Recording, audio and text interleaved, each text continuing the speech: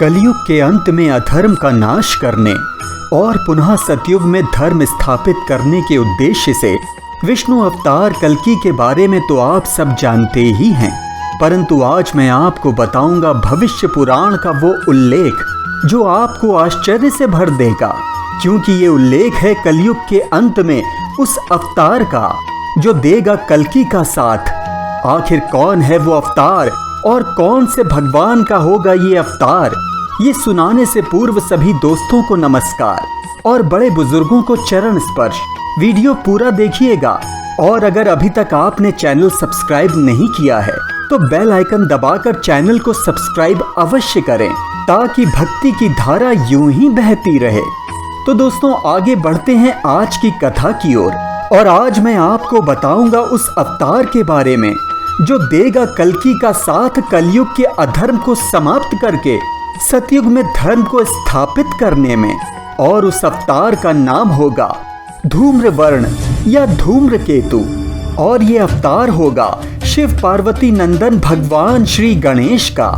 दरअसल भगवान श्री गणेश हर युग में एक अवतार लेते हैं असुरों का दमन करने के लिए, और इसी कड़ी में कृतयुग अर्थात सतयुग में श्री गणपति ने कश्यप ऋषि और अदिति के यहाँ अवतार लिया था जिसका नाम था महोत्कट। और इस अवतार रूप में उन्होंने देवांतक और नरांतक नामक राक्षसों का संहार करके धर्म की स्थापना कर अपने अवतार को पूर्ण किया था। सतयुग में गणपति के अवतार महोत्कट की 10 भुजाएं थीं।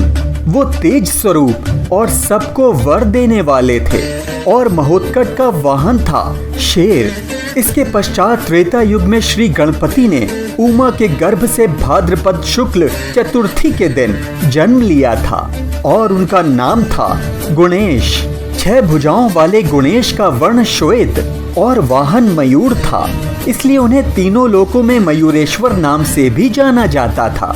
इस अवतार में श्री गणपति ने सिंधु नामक दैत्य का विनाश किया था और साथ ही रिद्धि सिद्धि से विवाह भी किया था।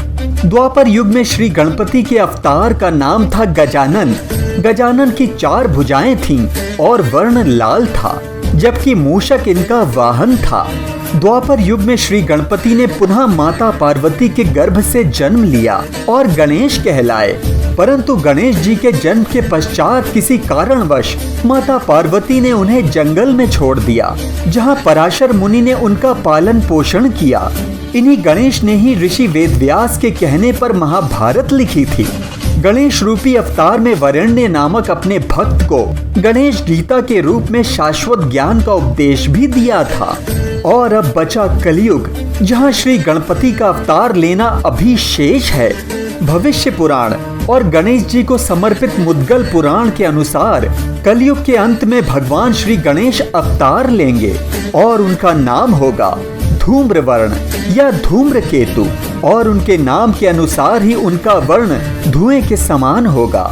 धूम्रकेतु की 4 भुजाएं होंगी और उनके हाथ में एक खड्ग होगी और वो अधर्म का नाश कर सतयुग का सूत्रपात करेंगे।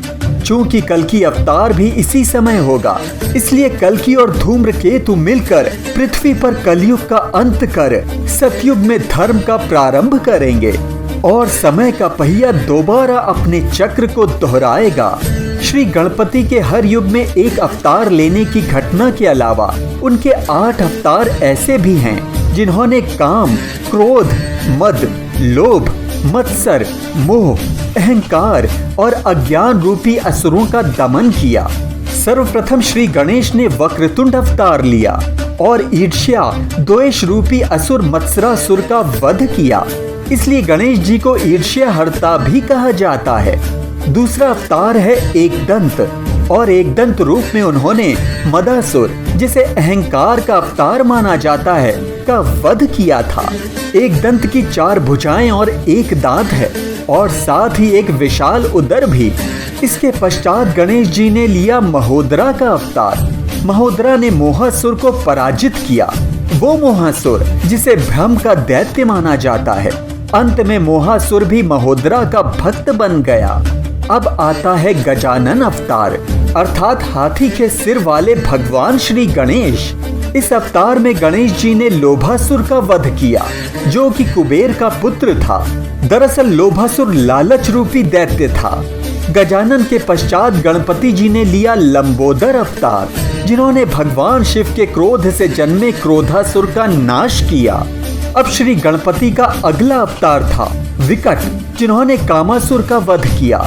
अब आती है उस अवतार की बारी जो सबसे अधिक प्रसिद्ध है, और वो है विघ्नराज। विघ्नराज ने ममता और आसक्ति के दैत्य ममतासुर का संहार किया। इस अवतार को विघ्नहर्ता अर्थात बाधाओं को नष्ट करने वाला अवतार भी माना जाता है। और विघ्नराज का वाहन है शेषनाग, और अंत में है धूम्रवर्ण, जिसके बारे में मैंने आपको आज की कथा के प्रारंभ में बताया था। तो दोस्तों, ये थी आज की गाथा। वीडियो अच्छा लगा तो लाइक, शेयर और बेल आइकन दबाकर चैनल को सब्सक्राइब अवश्य कीजिएगा। जय श्री गणेशाय नमः।